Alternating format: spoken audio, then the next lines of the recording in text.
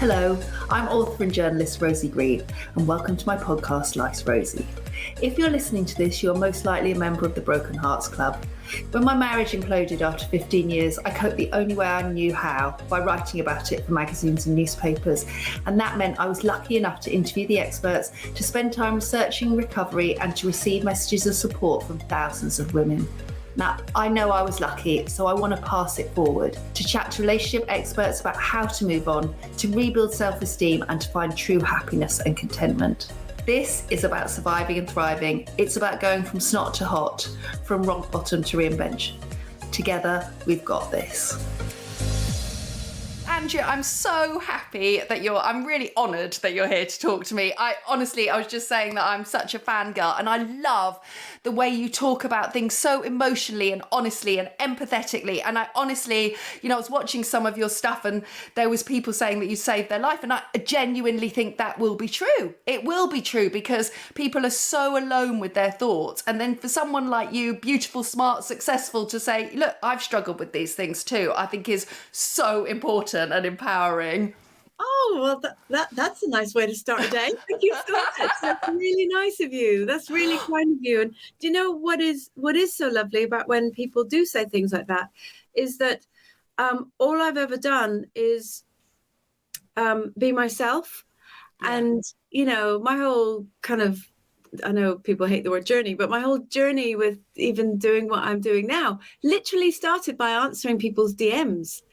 I do my own socials. I don't have a team, Yeah. I'm not Beyonce. It was literally... You're Beyonce to me. but it's interesting, isn't it? Because I think, around certainly around heartbreak and around mental health and around, so self-esteem and all those issues, it's easier, isn't it, to present this facade. It's easier on the ego to say, oh, yes, I'm fine and I've done this and it was a mutual decision, or I'm absolutely, so, I think it takes massive honesty for you to do what you could do. You could do all those interviews, couldn't you, and just say, yes, everything's perfectly fine and I'm happy and I'm, but you've been really honest about the stuff you've been through. Well, I mean, two things. One, I for many, many years, I did do that. And I did do that because I think that's how we're programmed. I think especially as girls growing up, yes. And then you become young women, we are programmed to say, how are you? I am absolutely fine. How are you?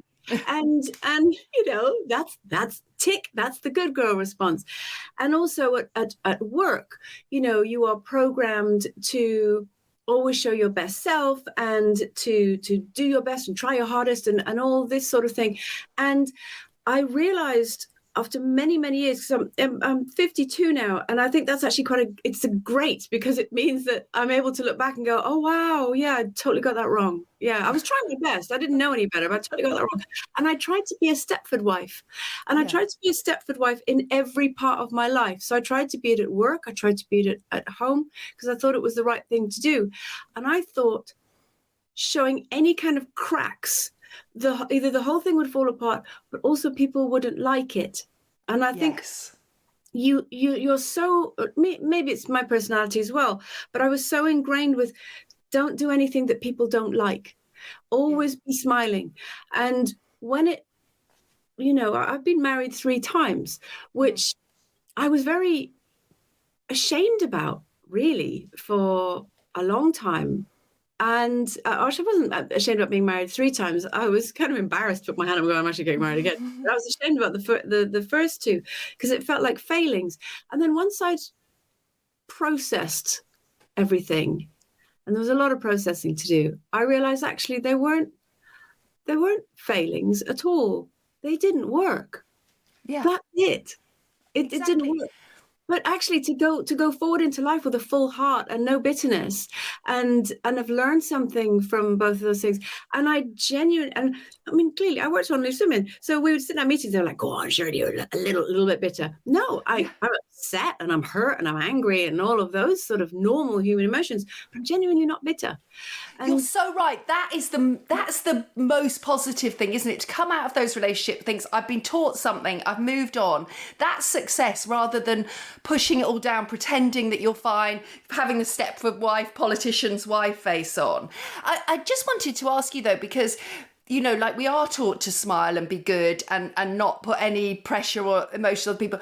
But I presume that when you do talk about your marriage, or you've been open about how your marriages have gone wrong sometimes, you will get judgy people, presumably, and you will get that backlash. So how do you, because when I wrote about my marriage splitting up, people were like, how do you do that? Are you not worried about the children? Are you not worried that you're going to look like a sort of rejected woman for the rest of your life?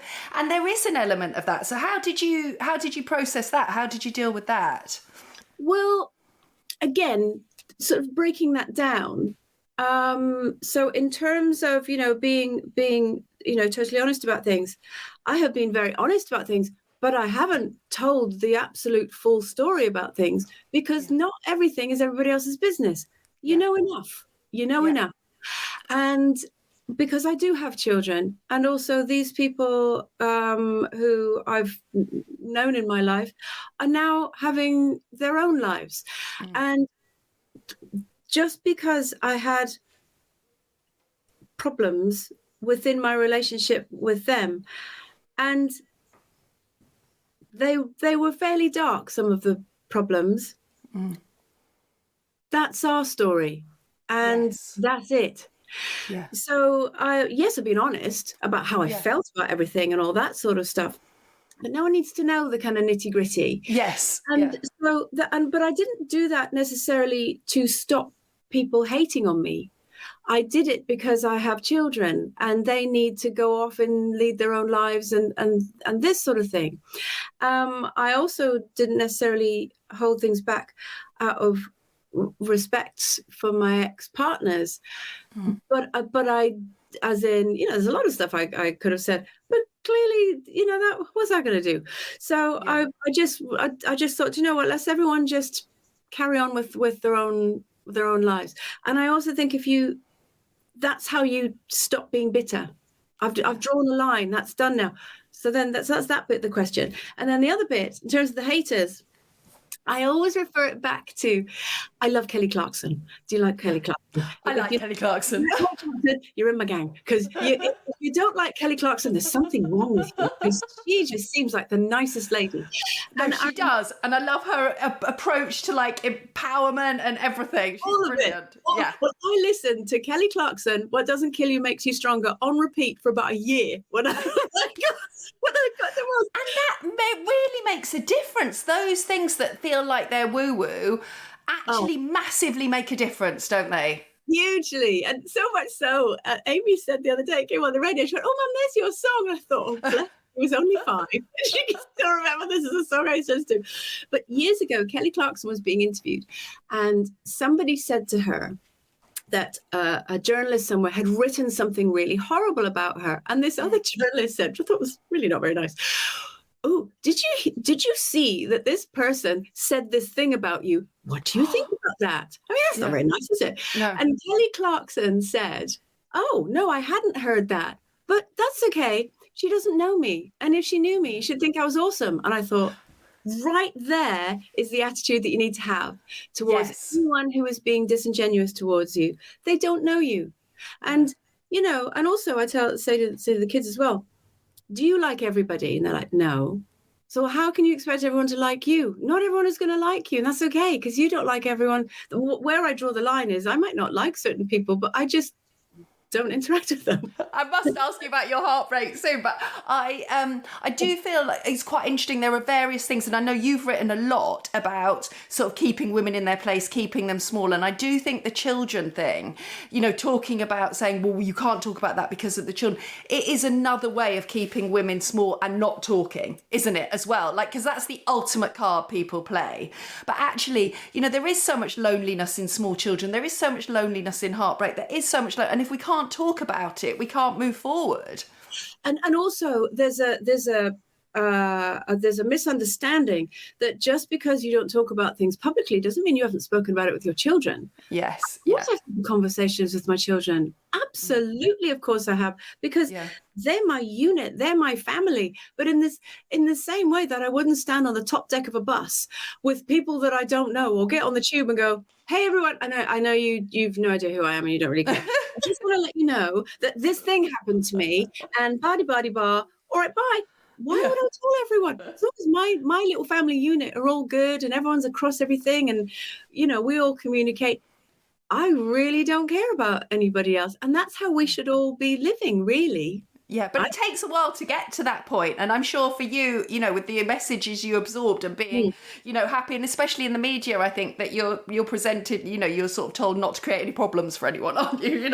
Make it super easy. Anyway, right, I must ask you. So can you talk to me a bit about your experience with heartbreak? I know when we've sort of met before, you said, I know about heartbreak. And it is for the women out there who are listening, who are in the throes of it, who message me every day saying they don't even know, they don't know. And I remember this, how you're going to get through the next day, you're counting through the hours. I think a lot of women think, okay, this is me, I'm at home feeling like this. It can't possibly happen to beautiful, successful, clever, creative, famous people like you, but it does, right? Because we're all just human. All I did was do a job that people could see. That's literally the only difference, and I had really good hair and makeup. Clearly. I have to say, you are very beautiful. You're very beautiful. So, that's just polishing it. But yes. So did you feel, have you had times when you have thought, I can't get out of bed, or I can't move forward, or I can't? So when I got divorced for the first time, and it used to be such shame in having to say, no, that was my first divorce. No, that was the second one. But I don't feel that now. I was really lucky that I've had people in my life who loved me enough to ask me to marry them. What a joy, what a beautiful thing. And I tried wholeheartedly to make it work. Am I going to say no to something just because somebody leaning over the garden fence having a good old gossip is going to have an opinion on it? No. So when I got divorced the first time, so I met my first husband when we were at school, and I literally looked at him across the sixth form common room. He turned around. It was the 80s. He looked like a mixture between Mel Gibson and Tom Cruise in my head. Oh. And no idea whether he really did, but anyway, in my head. And I literally, it was like some kind of really terrible teenage rom-com. I fell in love with him at that moment. Oh. And I loved him for 17 years. Yeah. So I married my first boyfriend.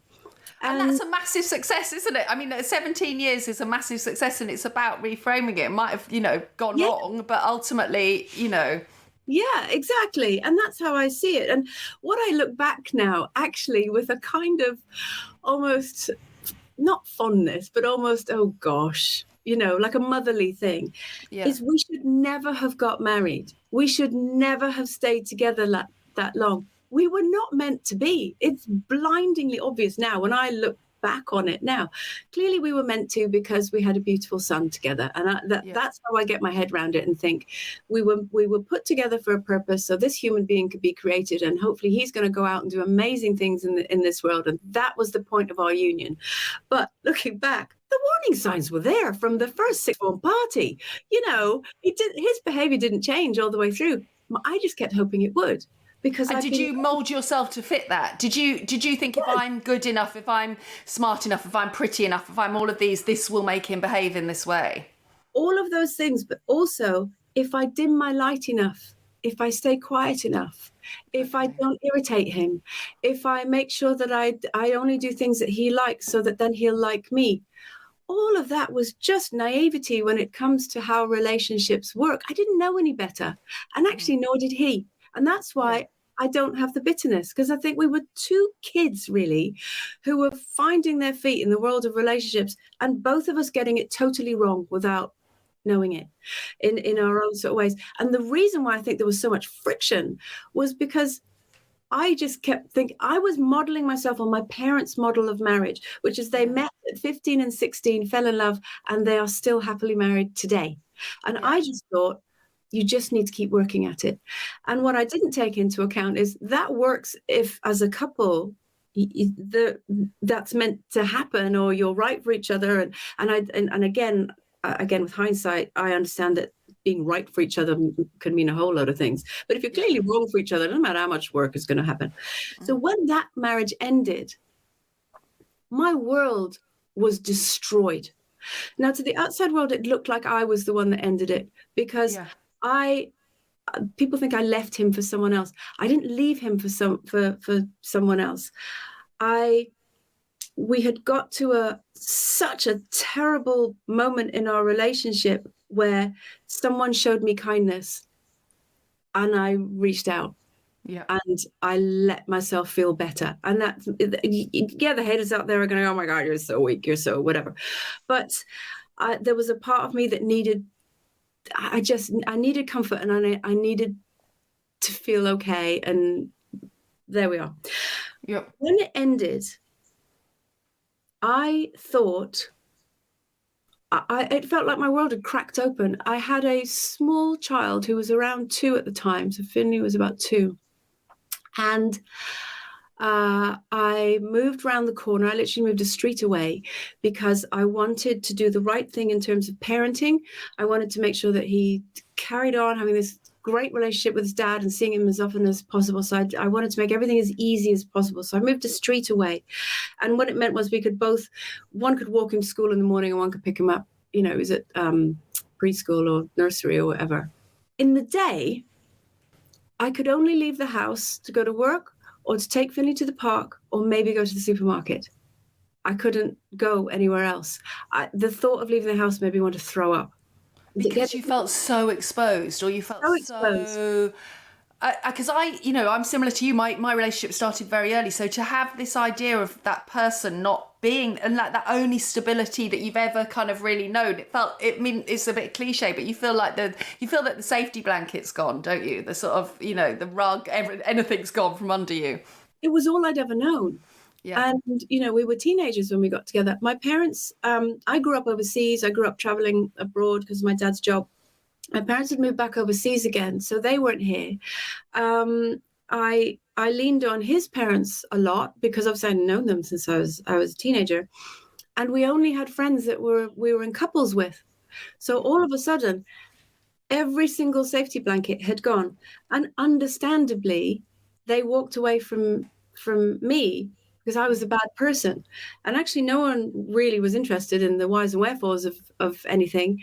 And I didn't want to be the kind of person who stood on a street corner shouting and pointing fingers going, well, actually, there's a whole lot of stuff that you guys need to know. Exactly. And not bad.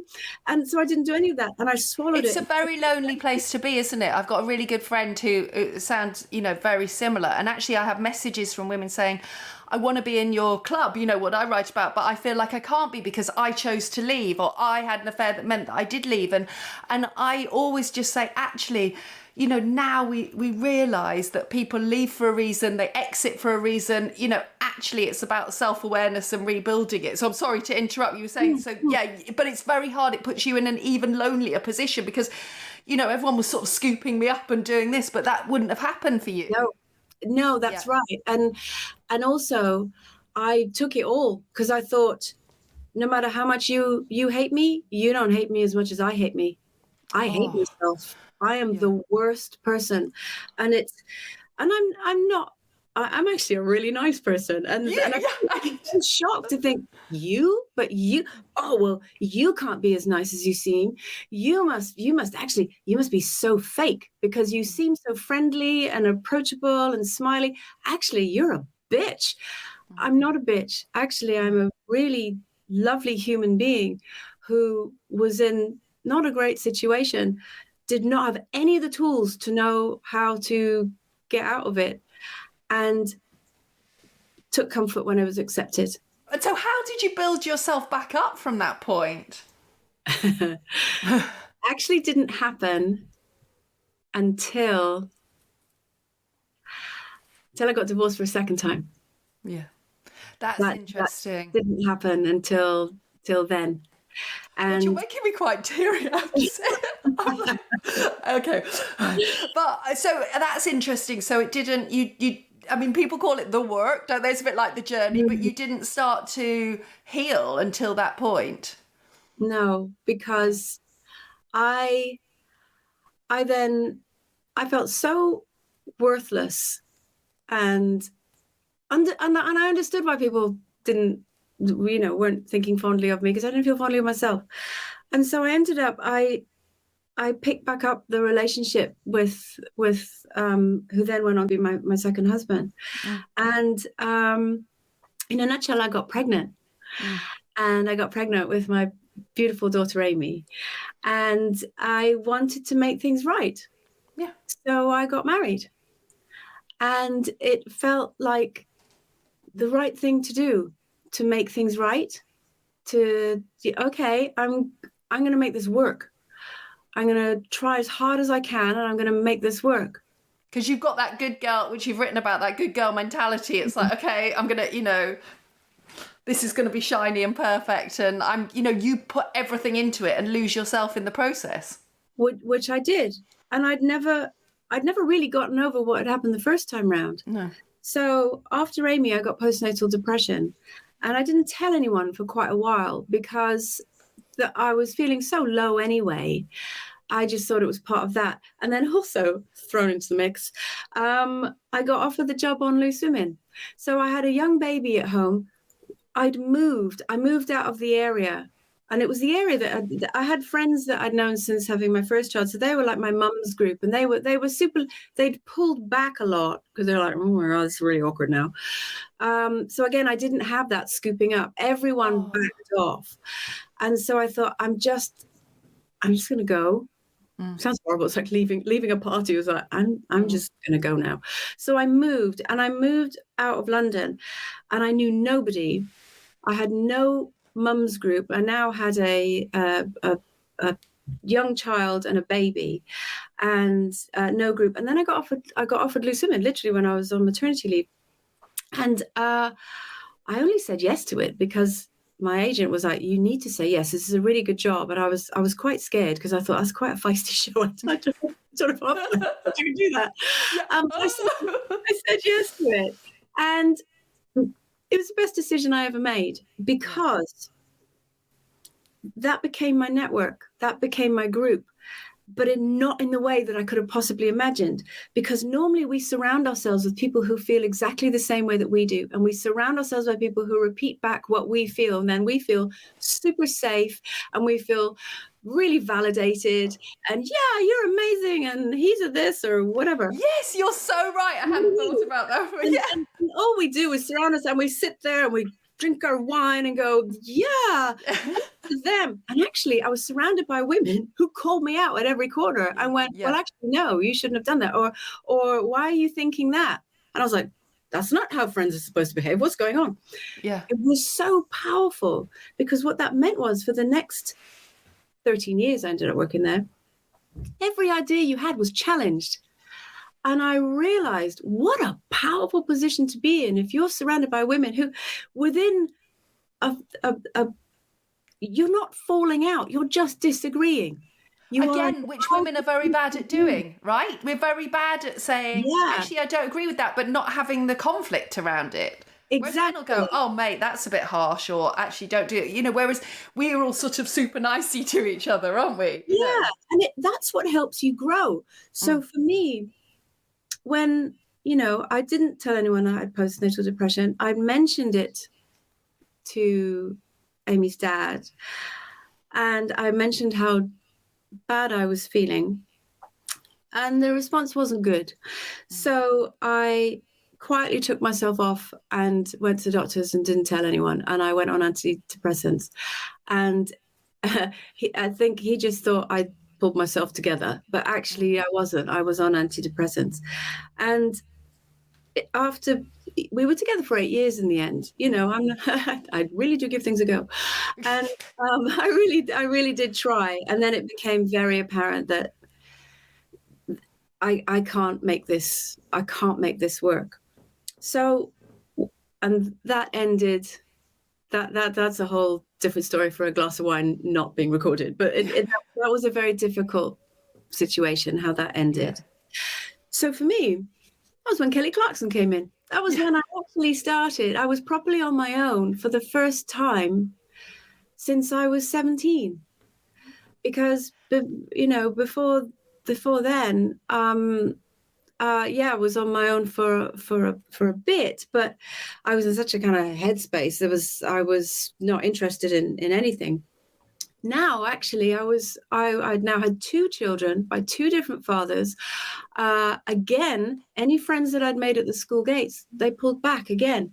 Okay. So again, no safety net, because I'm now that lady off the telly who's got divorced twice. Better stay clear of her, because, you know. And also people will have that, they'll probably think that you might not want them to approach them, or, you know, because it's a whole different layer, isn't it? I think when you've got a profile, it must be, yeah, I think I can't imagine how isolating that is. It really was. And but this time around I thought, I get it. I totally get it why you don't want to talk to me at the school gates, because you don't know what to do. And it's fine. So, you know, it was tough. It was really tough. But what I did was I thought, right, actually, for the first time, I'm free. I'm free. I can make my own choices, my own decisions. I didn't plan to be here. This is not how I thought my life would work out. I thought my life would be like my mum and dad, where you meet someone, you fall in love, you get married, and there's bumps in the road and everything else, but you love the bones of each other and you figure a way out, and it's all great. I mean, my mum and dad, they were around the other day. They live around the corner because they moved back after traveling and everything, you know, and they're still giggling, and they're still they love each other and they like each other. You know, that's the key to a successful relationship. And I just thought, you know what, maybe this just isn't for me.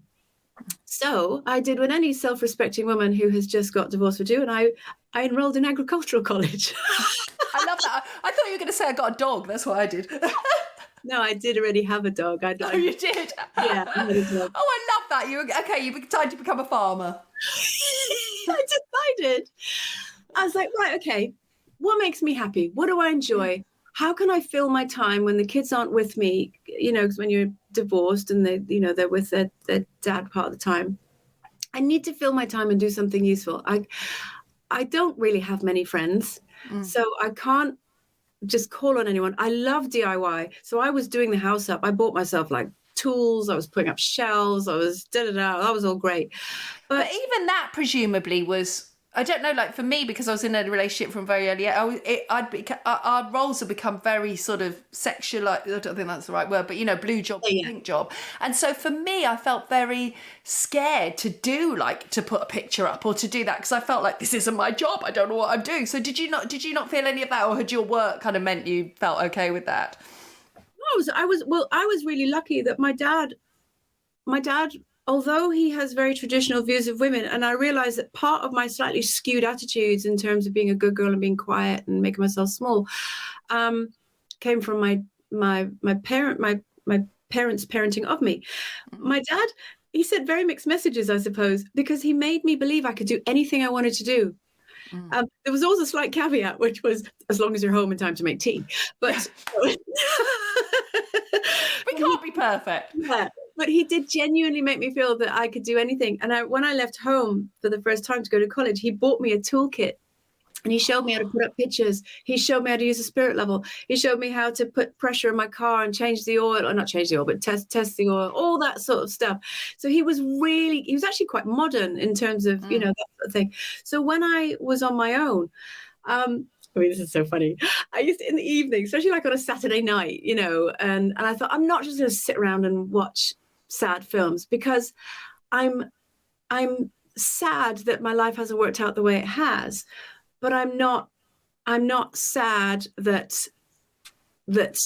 I am where I am now, because, you know, so I would buy myself these little tins from Marks and Spencer's, and, you know, like it's like a tin of pina colada, or yes, like, you know, I can't remember what they're called, but those little tins. And I had a tool belt. And I would call myself like Jane DIY, and I'd put the radio on, and I would put up shelves, and I'd have a swig from my tinny. I love that. By the way, I think that needs to be a whole YouTube series, because I honestly think that is what women need. They need to see it and to be empowered, and they need the tool belt. You can sell that on the Shopify bit, but I think that's perfect. But how did you flip that mindset of like, how did you get to the stage where you were like, I'm going to go to agricultural college, I'm going to put those things up? Do you think that was the help of the antidepressants? Did you go to therapy at that point? Like, what made you think, okay, I'm going to embrace this?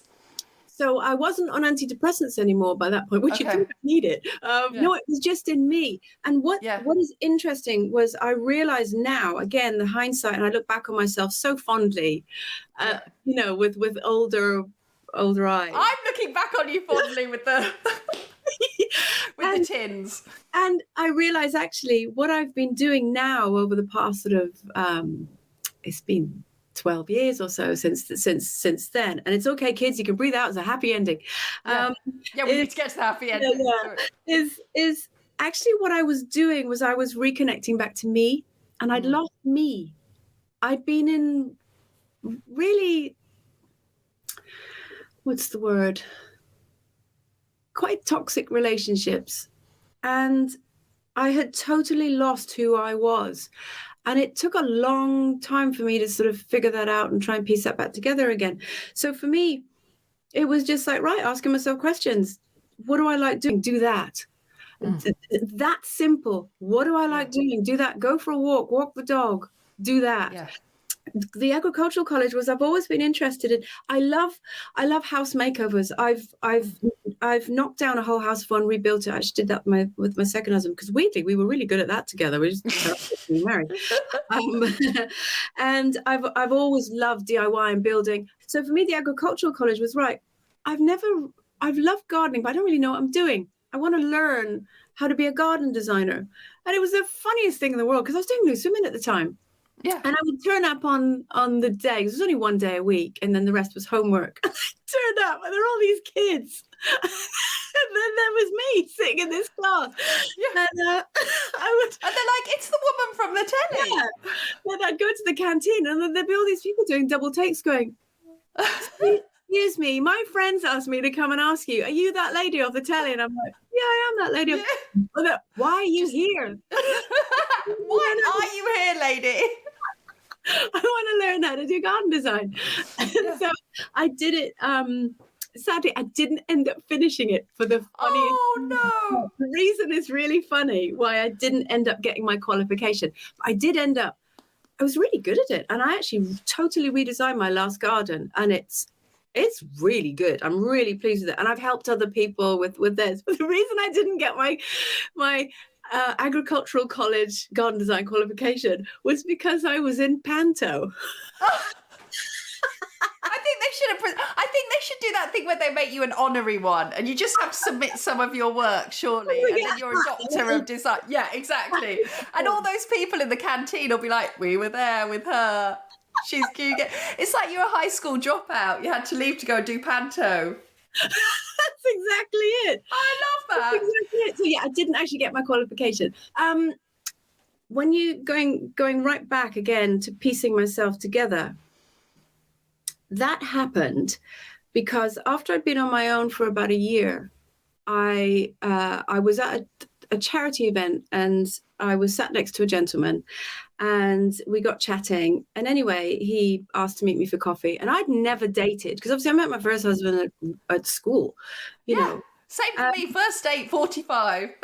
Yeah, I was, 44 or something at that point. And so we met for coffee. And anyway, we ended up dating.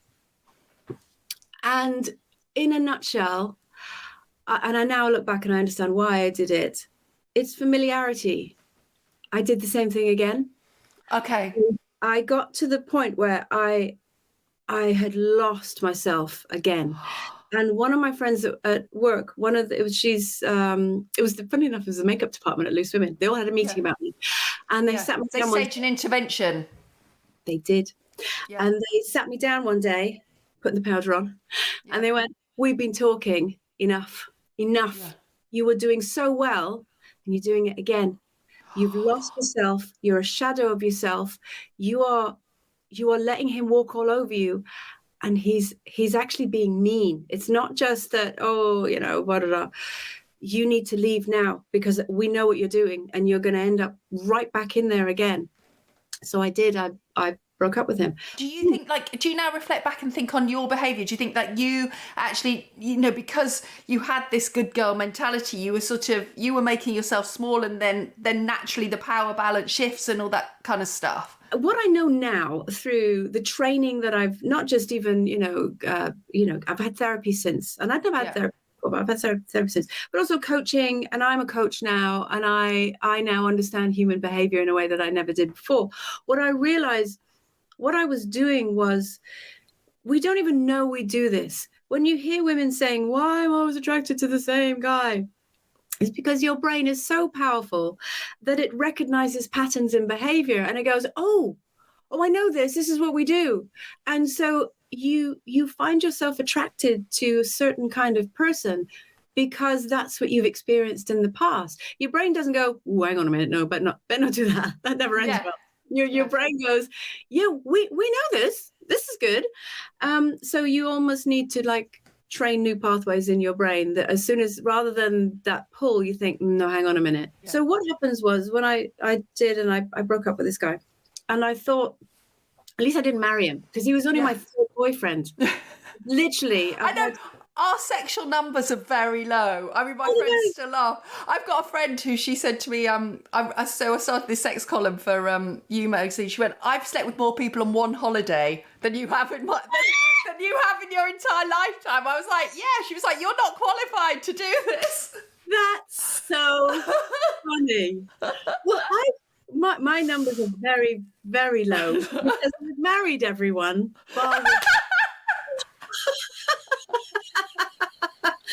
That's how low they are. That's how low they are. Oh, God. I love that. Anyway, I'm giving myself the hot sweats there. That's so funny. Right.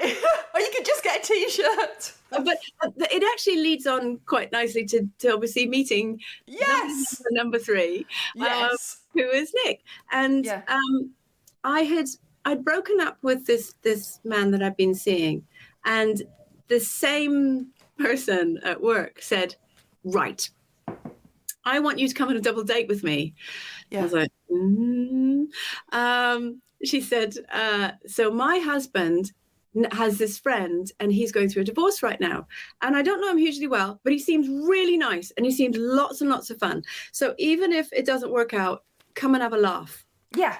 So I was a bit like, just even the effort. Okay. Even just the depilation, just the shaving. That's just too much. Yeah.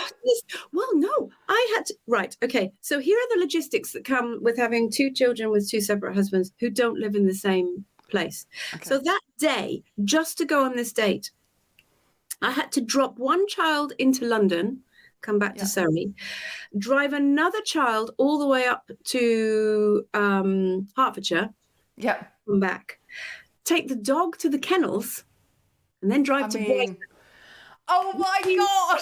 When people say, "Oh, I know it's a bit of effort," you have no idea. I mean, I'd literally done 4,000 miles by the time I even got to Brighton, and I got to Brighton and I checked into a hotel because I thought I'm going to be too tired to even think about driving home, and I've had a few drinks, so I'll check in.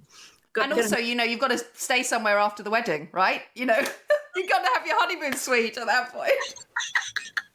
So I checked in. I was like, okay, right. I'm in Brighton. Brighton's lovely. By then it's dark. It was November time. And I thought, okay, I'll keep myself busy. I'll go and get my friend a little present just to say, thank you for doing this, because it's really kind of you. It's really nice. So I went down the lanes, bought a little present. So we met at her house for a drink, and then we went to Hotel Divan in Brighton. Okay. And we met at the bar there.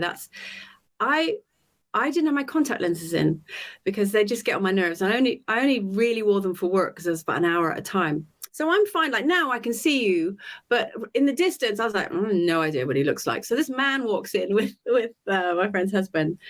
I couldn't even look at him for the first hour. It felt so weird. Just the whole thing just felt like, oh. All I remember was he smelled nice. I sound like a blind woman, don't I? No idea what he looked like. He smelled nice. He smelled nice, and he whispered in my ear as we sort of did that mwah, mwah thing. I'm really nervous. And I thought, Oh, that's really nice. yeah. That's nice. So we kind of chatted. He didn't know who I was. Yeah. All he knew was I was his friend's wife's friend. Yeah. That's it. And that we worked together. We didn't know anything else. We came out of Hotel Divan. It's Saturday night in Brighton. We turned a corner and bumped slap bang into a hen do, because that's what happens in Brighton. And they all screamed and went, oh my God, there's women like this. And I'm thinking, well, I mean, to be honest, I didn't really care, because I thought, I don't even know this man. And if it doesn't work out, I'm just going to go to bed. I'm tired, all that driving. And I was like, So they thrust their phones at him and made him take pictures of us. And he was like, what's going on? What is this thing? So he was like, okay, ladies. So he took these pictures, and then we carried on walking, and he went, what do you do? I said, well, actually, I work on Loose Women. And he said, yeah, but what do you do on it? I said, I actually host it. And he stood back and he was like this. You're the dark one who sits on the end. I went, yeah, that's me. I was like, oh God, here we go. So I did the only sensible thing, Rosie. I got absolutely shit-faced. But you didn't marry him that night. That's good. That's good. But you know what I did do? I got absolutely hammered. I told him everything. I told him all the nitty-gritty, all the things you're not supposed to do on a date. I didn't know that. I've never dated. I've never, read the manual. I sat there in this Japanese restaurant, and I'm like this. Well, you might as well know everything, because you can just Google me, and it will just be a load of old shit. So I might as well just tell you the truth. Here's the truth. This is where I am. If you like it, great. If you don't, too bad. And he was sitting there nursing his drink thinking, wow, okay. Anyway, we then went disco dancing in Brighton. We found somewhere age appropriate. So there was some slightly older people, sort of in their 40s. But then the drink had worn off a little bit. And he started dancing with our friends and stuff. Then he called up, there was this group of, I think they were Chinese ladies or Thai ladies, sitting really quietly. And he was like, come on, ladies. And he got them all up dancing. And he was so much fun and such a nice guy. I actually kind of stepped back and was like, actually, you are nice. You're a good chap. Nothing had happened. Then we were walking through this other bit of the dance floor of this play. I don't even know where we were. And he reached out to hold my hand to, because it was crowded. Mm. Brace yourself. This now is the stuff of woo-woo nonsense. He reached out to take my hand, and I took his hand, and it was like this energy connected us as if we'd known each other before. Okay. And we both went like this and looked at each other as if we were seeing each other for the first time. The whole room just melted away, and he kissed me. And we came up for air about 45 minutes later. I bet your mate was like, well, that worked out. They got up, they were sitting down in another part of the club. And we went back to them, and they were just laughing at us. And they were like teenagers, basically. Teenagers. So then we were both kind of laughing and a bit kind of, what just happened? It was the weirdest thing. And then I said to him, I think I'd like to leave. And he went, oh, okay, right. So, and our friends went, yeah, I think we're all going to leave now. So we got to the door, and, and he started saying, well, it's been really nice to meet you. And I said, no, I'd like to leave with you. And he went, oh, okay. Excellent. I went back to his flat. And can I just say, I did not go to sleep. It was fabulous. I've never done that in my whole life. And it was exactly what I needed. So anyway. And I think, again, good girl, we're taught that, that's what I write about all the time. We're taught all these things, you have to wait till X date, or you have to do this, or you have to do that. If it feels right and you can own it, then it's brilliant. It was so good. What was so funny was, clearly we've been together ever since, and we're married. But of course, clearly. What was so funny was, not only I have never done anything like this in my whole life. I've either met people at school and married them, or, da-da-da. So anyway, I'm quite shy. So Nick says he can remember me saying, he said, I just was like, whoa, like this. And he said, I don't remember this. He said, I said to him, look at me. I'm just walking around with nothing on in front of you. I don't even care. And he was going, okay, all right. Now he's like, yeah, what a big deal that was. You know, the lights were on. That's a big deal. And then basically, he won't mind me saying that. He'll be a bit embarrassed, but he won't mind me saying this. And I know you're going to be speaking to him, so you can. Yeah, exactly. I'm going to be getting the whole. Yeah, it's all good. It's all good. When he took his shirt off, I literally was like, oh, I'd like to tell my friends about this. Do you take a little surreptitious picture? No, I'm not modern enough to think about that. But he looked like Magic Mike. He really works out, and I didn't know that. I didn't expect that. Yeah. And he's super fit. You know, you just don't know what you're getting under the t-shirt, right? You don't know what those. Yeah. He took his top off, and he had an 8-pack and all these muscles, and I was like, oh. And literally, the next day, I went home. I didn't go home. I went back to the hotel, and then because I just kind of afterwards, if you know what I mean. Yeah. I thought. Yeah, I think I want to go home now. So I just left. And he made sure I got back to the hotel all right then. And to me, I was must have been thinking, what has happened to my life? And presumably was he in the throes of divorce at the time as well? So he's like, this is like weird for him, presumably. Yes, 100%. Yeah. And I texted my girlfriends and stuff when I got home. The first line was, because they knew I was going on this date. Yeah. How did it go? And it was, I shagged Magic Mike. God knows what they think. I think they thought I'd jumped on stage in Brighton at some sort of show. But no, it was Nick. And he was in my phone for ages as Mr. Brighton. Yeah. And that was... Oh, that's so funny. I did that with that. Yeah. It's funny, isn't it? So basically... Nick and I, it should have just been this crazy experience that, you know, what a lot of fun. And also having done something I've never done before. And, you know, there we are. I'm a strong woman and all those sorts of things. And I actually would have been okay with that. That would have been all right.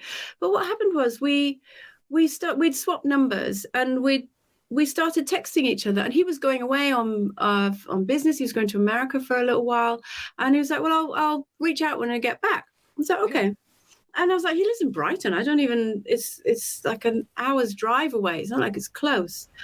And then what would happen is we started just meeting up just once a week. And the Magic Mike-ness continued. That was great. Yeah. That was really well done. I think I might insist that he does his interview with his top off. I hope you don't mind that. Yeah.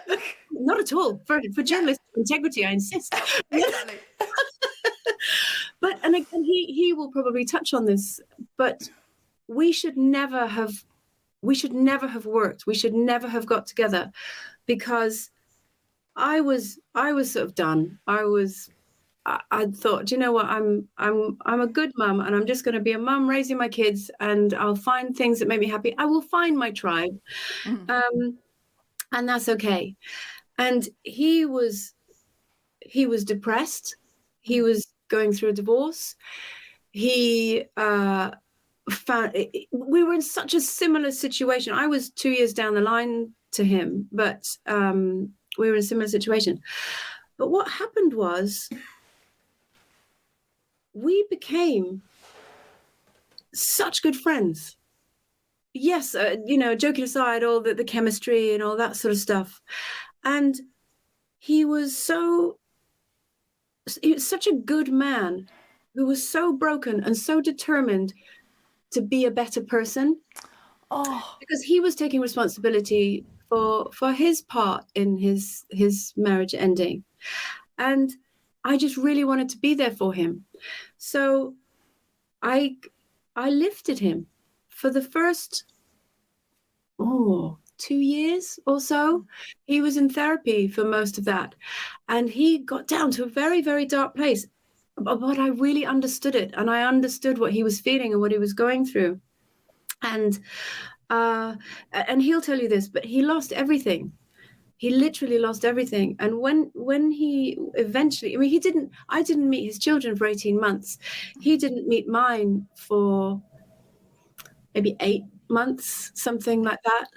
And even then it was as a friend, and he'd come up and have Sunday lunch and this sort of thing. We took it really, really slowly. But when he eventually moved in with me, he moved in this clapped out old car with a Christmas tree, a suitcase, and some golf trophies. That was all he had to his name. That was literally all he had to his name. And I kind of just took him in. Yeah. And we, people now, obviously I've had a breakdown since then. I had a breakdown in 2019 because I went on SAS Who Does Wins, and it opened up this whole box of bats that all flew out. And really what that was everything that I'd been through in my life, my previous relationships that I'd just not addressed. And Nick, he caught me when I fell.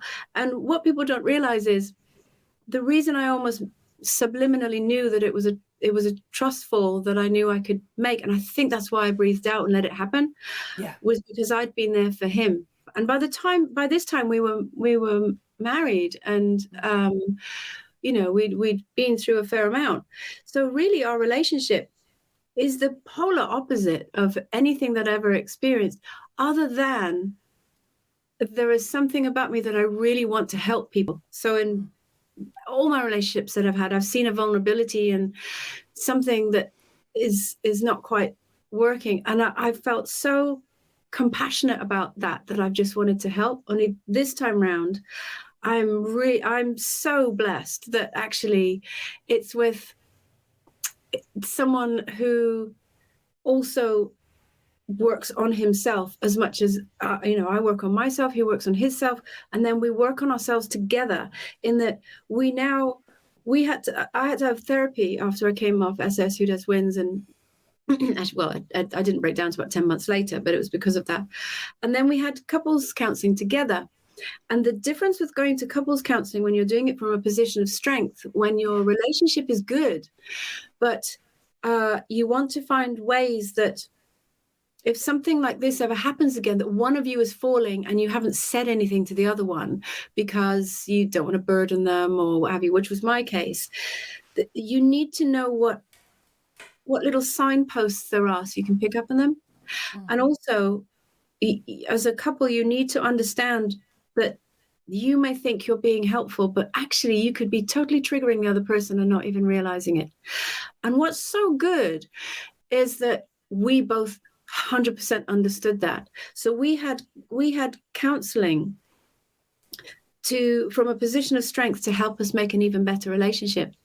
Yeah, I mean, I totally think that is so right.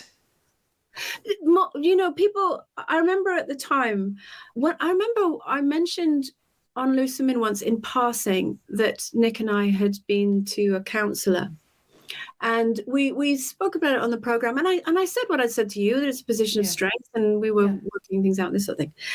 And the weekly magazines jumped on it, and the headline was Andrea third marriage crisis, Andrea yet another failure, Andrea all of this stuff. And it was so negative and it was so awful, and I was furious. Not because of me, I don't care what they write about me, but I was furious because I thought there will be couples out there who are at breaking point, who what they really, really need is to go to someone who this is what they're trained in. This is what they know how to do. You've got to a point where you can't communicate anymore. You don't know how to put your point across. So you've shut down, or you're just arguing or whatever. And you will see this woman who's put her hand up and said, actually, I've had counseling, and you're slagging her off. All these poor people will do is retreat back into their shell and think, I can't ask for help, because people will either have a go at me, think I'm weak, think I'm doing something wrong. And it's bullshit. It's the exact opposite, isn't it? It's about strength, and it's about saying, okay, I'm going to face up, I'm going to confront this. And it's really scary sometimes to say things within a relationship that you feel very vulnerable about. But can you think about it this way? Would you, is it a good idea to take two human beings and put them in a cage, leave them there for the rest of their life, and then expect them to get on? Never give them any instruction on to what to do if things happen. Just say, well, you're just not working hard enough. Well, marriage is a journey, and what a load of old nonsense. Of course, if your plumbing broke, you'd go to a plumber. If your relationship is breaking, go to someone who's trained in that. Isn't that the irony that we spend all our time doing things like getting the next house, getting the kids to the right school, doing all this and, working on our physical fitness, working on that, and we don't put it into our relationship. We just don't actually even sit down and talk about it and say, this makes me unhappy or this makes me really happy. And so I agree. I think, marriage counselling or couples counselling when you're in a happy place is so vital.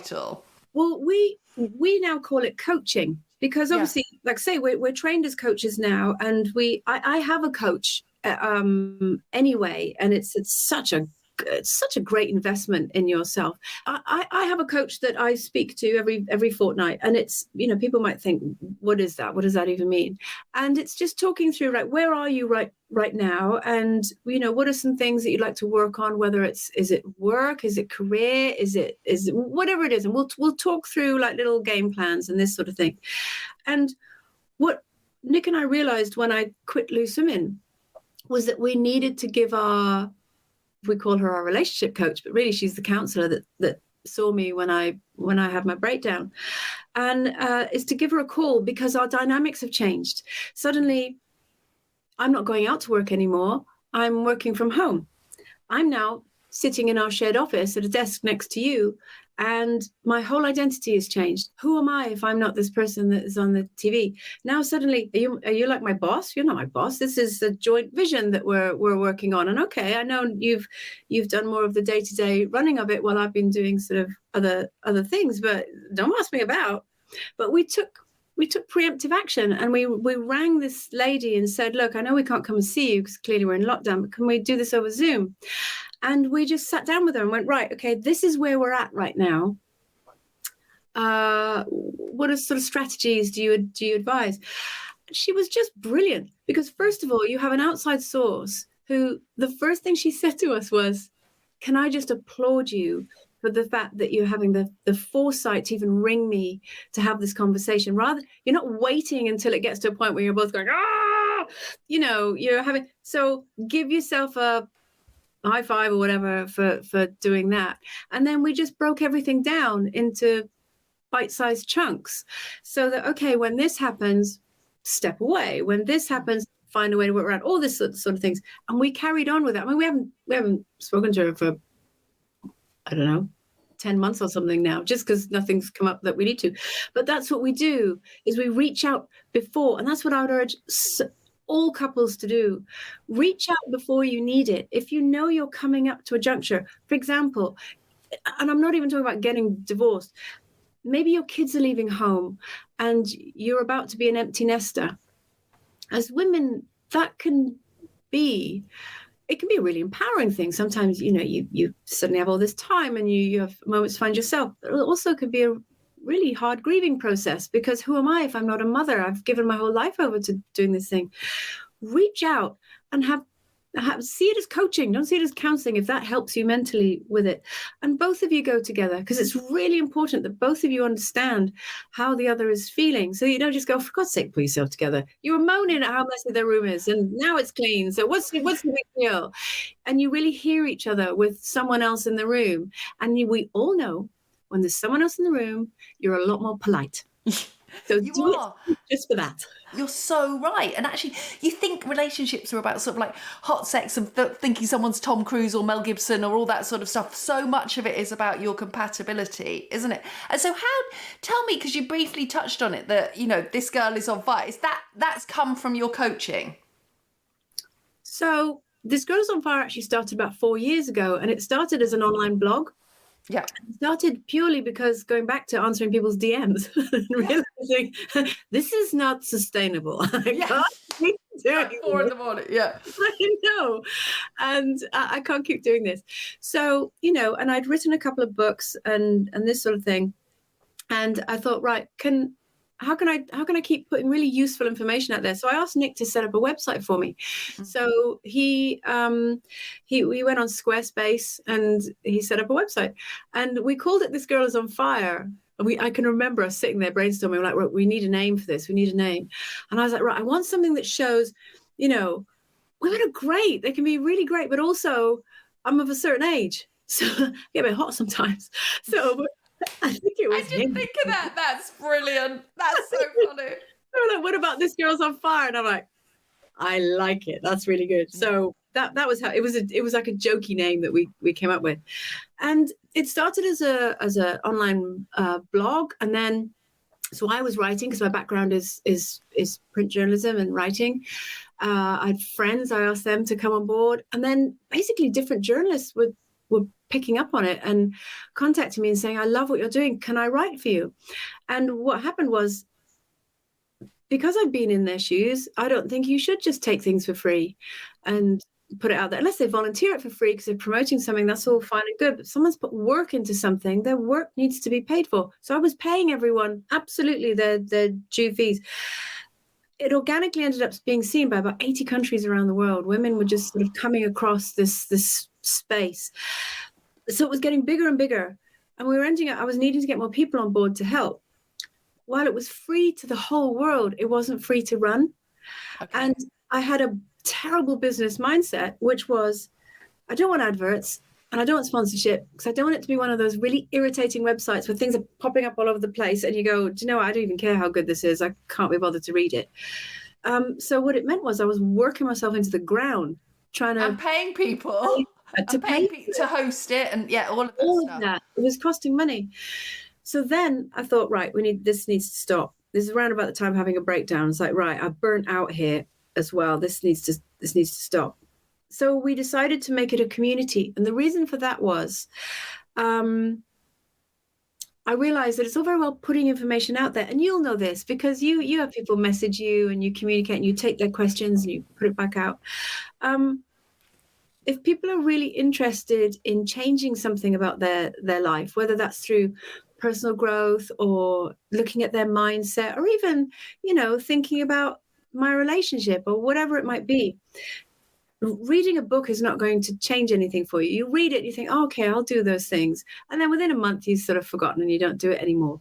What really helps is being part of a community where you encourage each other and you're all wanting the same thing, but you're all at different levels of where you are with that experience. And so I wanted to put a community together. So that was how This Girl's on Fire in its current format came. And then what I wanted to do was, Nick and I then trained. The reason I trained to be a coach, he was already coaching people in business and this sort of thing. But I wanted to train because of the good girl tendencies, because I thought, I need to trust myself that the information I'm giving people is right. Well, it's so important, isn't it? I find that with the heartbreak stuff, it's like it's not just saying, well, you need to wear vertical stripes if you're, if you want to create your hips. This is like people's whole life, isn't it? Yeah, there's a responsibility that comes with raising people up. Yeah, because we're not all at the same place, and my intentions may be honorable and may be good, but if I'm not doing the right thing, I couldn't live with myself. So that was why I wanted to train. I'd always been interested in this anyway, for probably since I did psychology as part of my degree in my 20s. So human behavior and mindset and why we do the things we do has always been of interest to me. And then why I decided to put it in an app was because I thought, we already have habits, things that we do every single day that we don't even think about. How can I take a habit that we have and make it useful? So put it this way, you're standing in Starbucks and you're waiting for the coffee. What's the first thing you do is you reach in your back pocket and you pull your phone out and you start scrolling. And we all do it. You can't even sit and drink your coffee without putting your phone down and you're just mindlessly scrolling. And I thought, how can I take this habit that we have and make it something that is actually really powerful and really useful? So I put This Girl's on Fire into an app so that, yes, you pay to join the community. And what that means is you're in a safe space surrounded by women who are all wanting to feel the same way as you. There's no adverts, there's no pop-ups, you're not going to be sold anything. Once you're in, you're in. And also, people say to me as well, how can you charge people? How can you charge people to come and do what you do? And there's all this free stuff on the internet. That's the whole point. It's because there's so much stuff on the internet. You don't know what you can trust. Oh, you get overwhelmed and think, I don't even know where to start. So you don't do anything. I've got my reputation to think of. Everyone knows who I am. This is my business. I sold my house to fund this business. We are all in. We totally believe in it. There's no investors. There's no city slicker has come to us with a thinking, this is a great idea. Can you just put your face on it? No, this has come from my heart and my soul. Yeah. And how amazing that I just think it's so inspirational, your whole journey, and just being that person who would dim their lights and shut down and then feel sadness and shame about all those things, to feeling brilliant about the life that you've had and where you're going. You're amazing. Well, that's very nice of you. I'm really not. I'm just a normal person who's been through normal stuff. And now I just want to help people so that when they're there, I can go, do this. This will be help. Oh my God, thank you so much. I feel like you've given me so much time, so I'm really grateful. I'm just sorry. I talk a lot. No, I love it. It is brilliant. I feel like actually I'm just going to turn this into the whole podcast series. There'll be like 7 of them. It'll be brilliant. But thank you so much. I really appreciate it. Thank you for having me. I've loved it. You have been listening to Life's Rosie, a Viral Tribe production. I'd be so grateful if you could like and subscribe wherever you currently listen to your podcasts. To find out more about what Viral Tribe are up to, go to tribe.fm.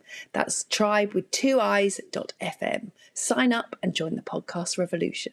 Thanks for listening.